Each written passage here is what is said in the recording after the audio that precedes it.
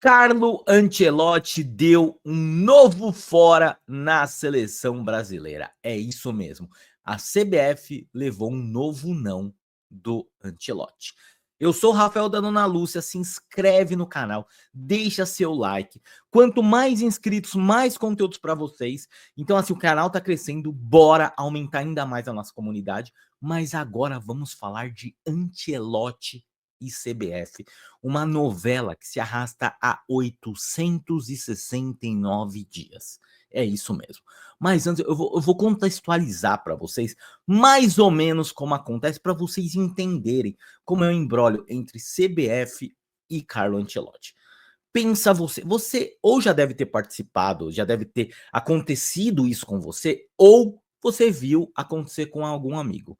Sabe aquela pessoa que você olha assim, numa balada ou num churrasco, em algum ambiente, você fala assim: "Ela, ela é a mãe dos meus filhos. É dela que eu vou falar para os meus filhos como eu conheci a mãe deles", tipo do How I Met Your Mother. E aí você fala assim: "Não, vou lá conversar com ela". E conversa, vai, ela é simpática, tudo, e ela tem todos os atributos que você julga ser necessário para você. Ser necessário para ser a mãe dos seus filhos e ser a sua companheira por longos anos. E aí você conversa, você se encanta, tal, não sei o quê. Na hora que você vai falar assim: "Pô, vou chamar ela para sair", ela olha para você e fala assim: "Então, eu tô namorando, eu tenho namorado". E aí você murcha. Só que você fica com aquilo internamente dentro de você, que você fala assim: "Cara, eu gosto dela". E aí você começa a ter outros relacionamentos. Mas não são a mesma coisa. Porque você tem aquela coisa de falar assim: "É dela que eu gosto, é dela que eu gosto". E aí 2, 3 anos depois, você reencontra essa pessoa. E você descobre que ela está passando por um processo de separação. E aí você fica extremamente feliz com aquela notícia, você fala assim: "Cara, é agora que ela não tem mais nenhum impeditivo, ela não tem um namorado, ela tá se separando da pessoa, agora a gente vai ficar juntos". E aí você chega de novo nela. E aí naquele primeiro momento ela fala: "Pode ser, eu acho que rola assim, tal, não sei o quê".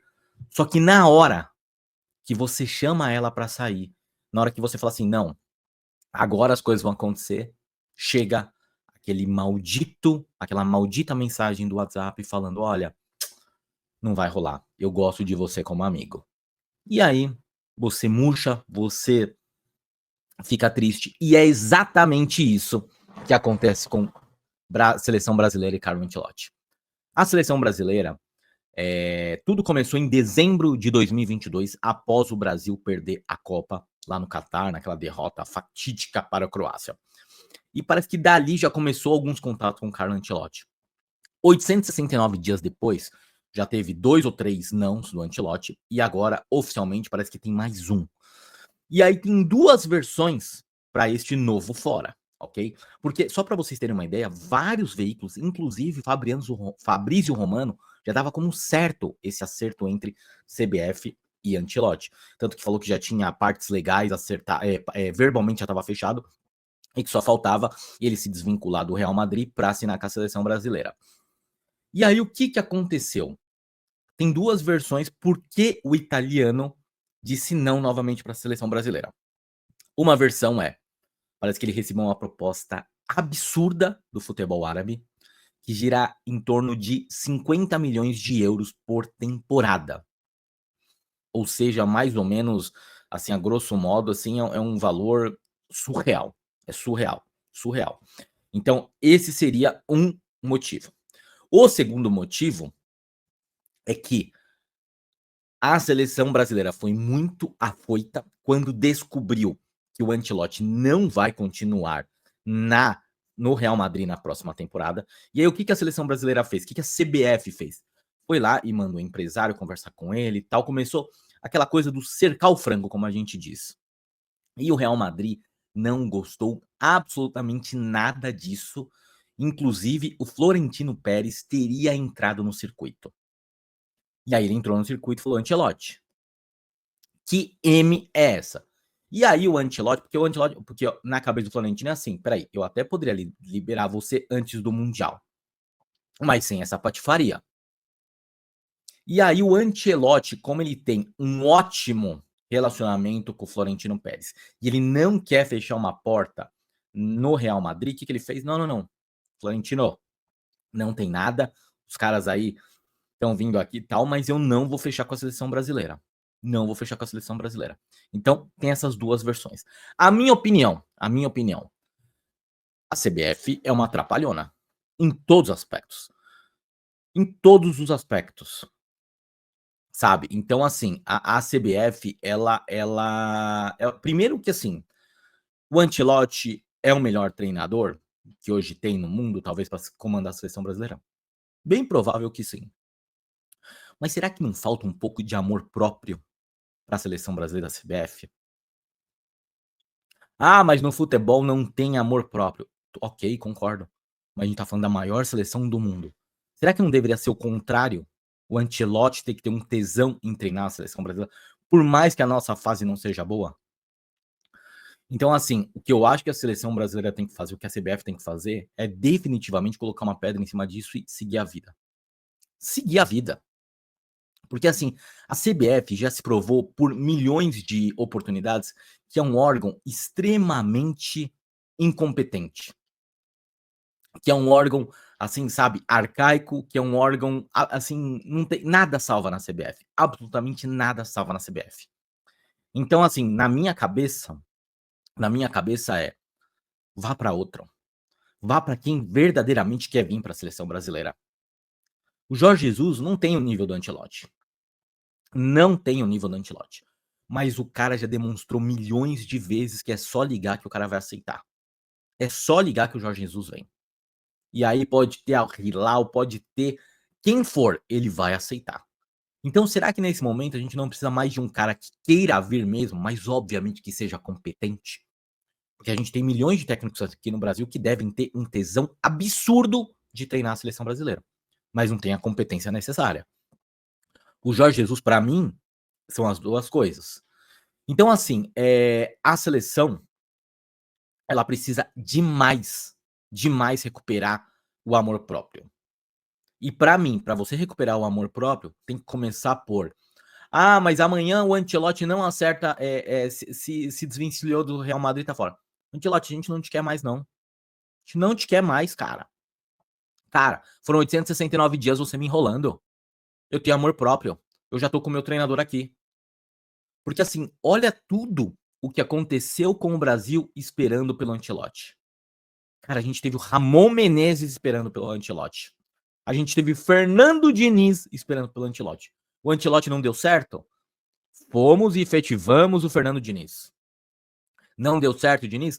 Fomos e contratamos o Dorival. E tudo por quê? Porque lá atrás a gente tinha a expectativa do Ancelotti assumir a seleção brasileira. Então, assim, falta, cara, tá batendo um ano aqui na porta para a próxima Copa. Em junho tem novos, daqui menos de um mês não, um mês e pouquíssimos dias já tem mais 2 jogos de eliminatórias. E eu não tô falando aqui da importância das eliminatórias, porque as eliminatórias o Brasil já tá na Copa. O Brasil já tá na Copa. Eu falo da questão de você ter pelo menos, porque assim, são pouquíssimas datas que o técnico da seleção que assumir hoje vai ter até a Copa do Mundo. São pouquíssimas datas. Então, se o cara perde esses 2 jogos, são 2 jogos a menos, uma semana menos de trabalho, uma convocação a menos para você testar jogadores. Então, assim, o Brasil precisa de um técnico para antes de ontem. E não pode dar o luxo de ficar esperando. Ah, o Ancelotti vai vir depois do Mundial. Não, irmão. Não vai vir depois do Mundial. Antes do Mundial, o Brasil já tem que ter um técnico. Por melhor que seja o Ancelotti, por mais pica que seja o Ancelotti, e para mim sim, o Ancelotti é o melhor nome, mas não dá mais para esperar pelo cara. E não dá para levar mais um não. E quem garante que lá na frente o cara não vai dar um outro não também na seleção brasileira? Cara, a CBF, ela consegue fazer tudo errado, absolutamente tudo errado, em todos os aspectos. Como que você espera por um treinador quase 870 dias? Me falem, como? Não dá. Não dá. O Edinaldo, se tivesse vergonha na cara, se tivesse, ele deveria pedir para sair da CBF. porque ele não tem capacidade de gerir essa entidade da forma que o futebol brasileiro merece ser tratado. E eu não tô falando de finanças, porque nas finanças a CBF tá voando. Voando. Deu lucro, bateu faturamento recorde em 2024, aumentou o salário de todos os presidentes. Não estou falando do campo financeiro, eu estou falando do campo do que é importante para o futebol brasileiro. Olha o que virou a seleção brasileira. Eu tenho 43 anos. Nós nunca passamos por uma fase tão horrorosa. E olha que a gente já passou. Olha que em 2001, 2002, a gente perdia para Honduras em Copa América. Passava várias vergonhas. Mas nunca chegamos ao fundo do poço como nós estamos agora. E o fundo no poço não é pior, porque a FIFA nos ajudou e colocou vaga pra caramba, porque senão o Brasil, eu acho que até classificaria, mas teria uma dificuldade maior de ficar ali entre os 4, 5. Então, assim, senhor Edinaldo, por uma vez na vida, faça o simples e faça o certo. Vá atrás de quem quer vir para a seleção brasileira. E para de querer ficar com quem não te quer, irmão. Quem não te quer. O Ancelotti, ele quer, mas não quer. Porque se o cara realmente quisesse, ele estaria na seleção, já estaria acertado. A verdade é essa. Dói, dói. Dói saber que as pessoas não querem aceitar a seleção brasileira. Mas a verdade é essa. Não adianta ficar tapando o sol com a peneira. Então vamos parar, vamos ser mais humilde, sabe? Colocar ali a sandalinha da humildade e falar, cara, é o Jorge Jesus, é o que tem pra hoje? Vamos de Jorge Jesus. E segue.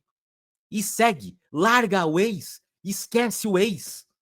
Não dá, não dá, não dá. É isso, se inscreve no canal, deixa seu like aqui no vídeo. E para você, você acha que a CBF deveria continuar insistindo no Ancelotti ou vai para Jorge Jesus e vai para uma outra alternativa? Deixa aqui nos comentários o que você acha dessa pataquada, mais uma da CBF.